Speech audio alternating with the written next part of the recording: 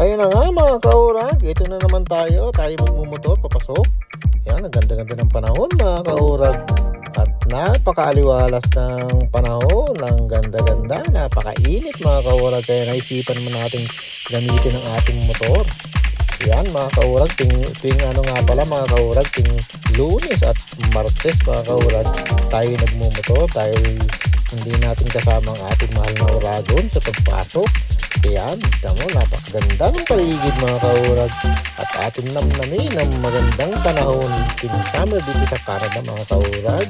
Yun nga pala mga kaurag, atin lang ang ibabanggitin ng aking motor is Kawasaki 650. Ito po ay naging ang klase lang, 650 lang po ito. At ito yung nagagamit lang namin mga kaurag at nagagamit ko lang tuwing summer mga kaurag. Kaya ito halos 3 taon na sa akin ay ang kilometer lang ito nasa 12,000